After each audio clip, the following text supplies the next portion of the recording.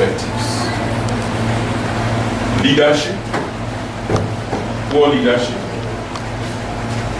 inappropriate strategies or even absence of strategy, and inappropriate development approaches. And so, one of the main focus of the center is leadership development. And so, we have devised 3 leadership training programs: Leadership School, Leadership Institute, and Executive Leadership Course. So the program today is part of our realization that in Nigeria and indeed in Africa, one of the major problems is poor leadership. In fact, it has been recognized by all. And it's amazing to us that despite this recognition, there are no sufficient institutions that train people on core leadership competencies. And so that is why one of the main things we do in this center is leadership development. This particular program that we're having today, we're having 7 graduates. This program focused on 5 main areas. First, we looked at what it takes to be a leader. What it takes to lead, in terms of the theories, the styles, the qualities, and the habits that one can have to be a leader. You know, why we are doing this training is because of our realization that people can be trained to become leaders. So the first focus is what it takes to lead. And then we now also look at a gender perspective. The second thing we look at with a gender perspective to leadership, to underscore the importance of the fact that in every society there are men and women, and both men and women can be leaders. And every encumbrances, every obstacles to women leadership should be removed. The third area of our focus is how to lead. How to lead. And here we focused on 3 main areas: organization, management, and execution. We all know that in Nigeria, the implementation or execution is the graveyard of public policies and programs in Nigeria. And so, for you to be a leader, focusing on results and outcome, you must know not only how to organize and manage, but how to execute. The 4th issue that we addressed is what it takes to be a chief executive officer, CEO. Many people want to be CEO. And there are processes, there are characteristics, there are things that are required for people to possess for them to be CEO. And of course, the last thing that we discussed was how to manage difficult workers and managers. And we identified 10 different categories of people that can be categorized as difficult workers, and we looked at how to manage them. Now, why are we doing all of this?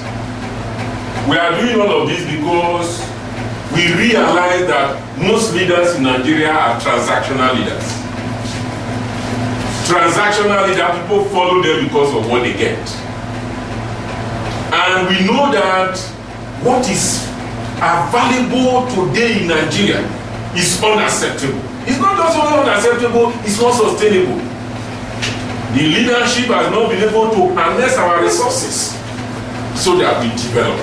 And so our aim is to train people and get a movement of transformational leaders that will change not only their organization but the entire country. And so what we are doing is training people periodically to add to the numbers. And we are happy to inform you that up to date, including these 7 people, we have trained 284 persons on leadership. And apart from that, there is a fifth set of people in the leadership school, about 40-something people that are undergoing training. But that training program is for 1 year period. So, we are confident, as you shall hear later from the testimony of the graduates, that we are building a movement of people who change Nigeria. We are confident that those people without leadership skills will find it increasingly difficult in the future to occupy leadership positions. With the level of consciousness of Nigeria, with the system that are being put in place, those who steal money will find it increasingly difficult to hide this money or to live in unnecessary opulence. We are confident on the future of this country. As we train more people, as we organize, we are sure that change is not only a possibility in Nigeria, it is inevitable. In fact, we don't have an option for change. I want to welcome you to this closing ceremony. I want to congratulate the graduates for joining a movement of people that will change this country forever. Thank you and welcome.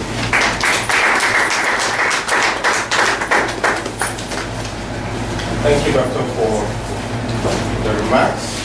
We'll give this time to graduates to briefly address us and telling us what their experience was attending Leadership Institute. Yes, for a while I've been asking Dr. Otive to organize a training workshop like this because I have no experience on leadership issues, and we all sometimes don't learn how to do things. You just find yourself doing it because you graduated and you find yourself in a certain position. I needed to upgrade my skills, so I asked him if he could organize a workshop, and he told me yes, he's been doing something like this. That's why I came this time to do this training on leadership.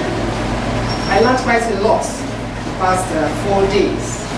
And one thing I thought, all along, when I go to occasions or if I'm doing anything, I like to take the back seat because I had this belief that leaders are born. But from what we have learned here, leaders are not all leaders are born. You could become a leader by learning. And when I discovered that I could be a leader, I could sit in front, I could speak, I could do things just like a leader. It gave me a lot of pleasure. And from what I've learned here, I can tell you I should be able to hold my own anywhere. From today, and with a lot of confidence. We talked a lot about who is a leader. We talked about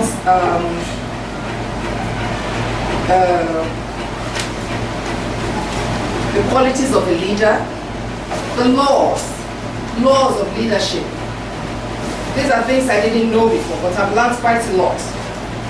We talked about the vision, leadership and vision. You have to have a vision if you're doing anything. We talked about strategy. I wanted to know something about strategy. A few months ago, I had a program on, I celebrated my organization's 6th anniversary.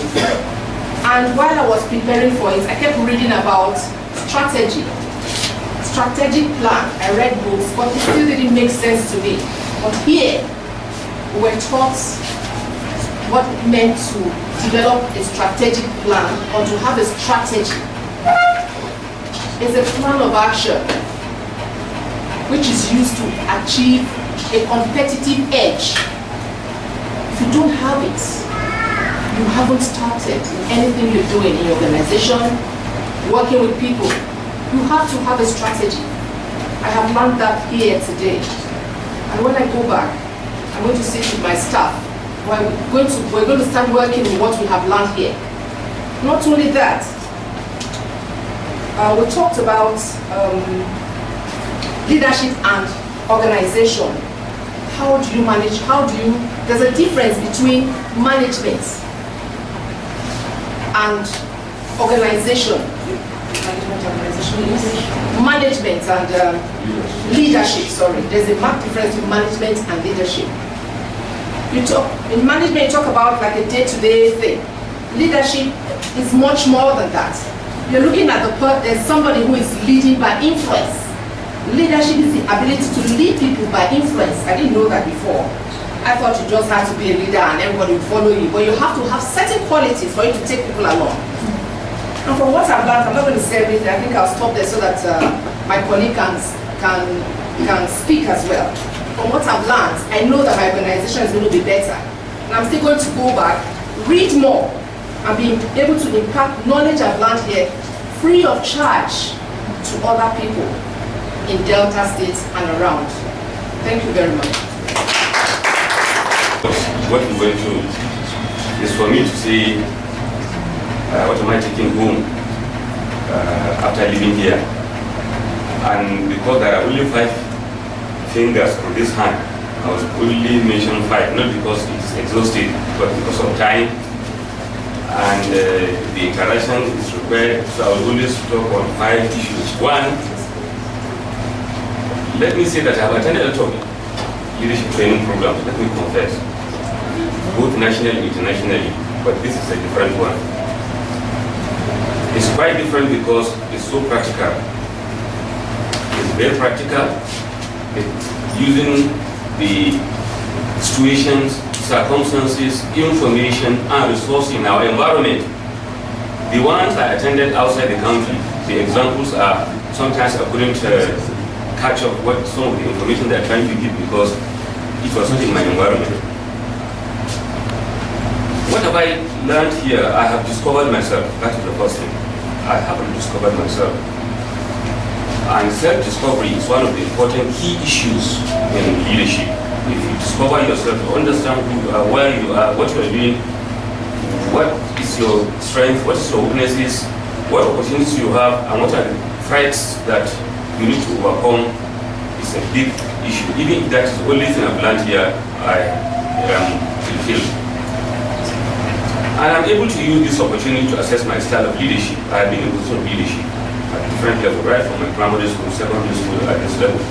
I was the past immediate provost for the College of Health Science and Technology in Kaduna State. I have been the chair of African Forum of faith-based organizations on HIV and reproductive health in Africa. I have chaired and led a lot of advocacy groups, but I've never cared to sit down and assess my leadership style. This opportunity has given me a very wonderful one to assess what style I am using to lead those organizations. And it's necessary for everybody to know what style he's using. Though I have once asked myself, but I have realized today, after this training, I am drifting from one form of style to another, and I'm combining some of the styles depending on issues, circumstances, and situations. And I thank this training for that opportunity. And temperament is one of the key issues that I think I looked at and listened carefully when we're going through temperament and leadership. And I realized that the 4 classical temperaments, whether I'm sanguine, whether I'm whether I'm this and that, I'm a thinker or a mover or a doer, I have now realized that, in fact, if I have an opportunity, I will bring my family to go through this village and now see who is a doer among us, who is a mover, who is a thinker, who is just an observer. And the 5th one is for me to make a recommendation that any individual that will be saddled with managerial resources, human material, at whatever level should go through leadership training program, if possible, bring him to this center for this kind of training. We need the leadership because I've realized, I've asked myself, let me just give one scenario. When we are asked to choose a leader and now give explanation why we choose that person as a leader, we are able to give that for the leaders that came earlier. When I say leaders now, political leaders, the first generation leadership after independence. Now after that, we are trying to say, okay, the current one, those that have served for the last 2 decades, what type of leaders are they? What style do they have? what is their temperament, what is their traits, what are their skills. We couldn't get that. I was mixing up because none came out distinctively. None came out very clearly. And because of that, I recommend, and I hope the media will give this the widest publicity it deserves, that our leaders at different levels should go through leadership. That would move them away from the position of rulership to leadership. And we need leaders to move the vision, to move the country to 2020, the vision that we aspire to. I thank the organization. I thank my colleagues for. I have two set of resource persons here. The resource person we came for, that is the LSE, and then my colleagues, they have also served as resource persons. The media, thank you, thank you, thank you. The fourth or third time attending his programs. There was one in the hotel, there was one here, and some other time, and then today. I think he has been doing much to impart knowledge to majority of Nigerians in different aspects of life. My question to him is, what does he think that is the problem of leadership in Nigeria? And how does he think that we can get about it to be perfect? Okay, thank you very much. Any other? It's very clear that the problem of leadership in Nigeria is that there is no leadership. Because leaders need to have some characteristics, some qualities. During the lecture, we looked at how many qualities? 21 qualities. 21, John Maxwell, it was 21 qualities of a leader. And they include charisma, character, compassion, giving. So, and when you look at the kind of leadership, we must actually remove people in position from leadership. Because leadership is influence. And a leader has followers. But what we have had in Nigeria, that's what I said earlier, in fact, in my introduction, one of the basic problems is that most of the so-called leaders we have are transactional leaders. People don't follow them because of what they stand for. People follow them because of what they will gain. That is an elementary form of leadership. The best form of leadership is transformational leadership. That's leaders who want to do things to better society, leaders who have character, leaders who are driven by purpose and values, leaders who bring change to society. So that is the basic problem with leadership in Nigeria. What can we do?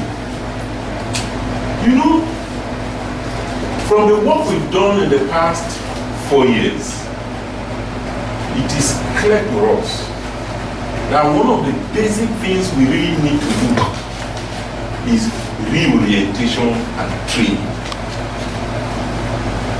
Nigerians are not different breed of human beings. And in fact, from the testimonies we have had, from the students we have trained so far, there are people whose focus changed completely.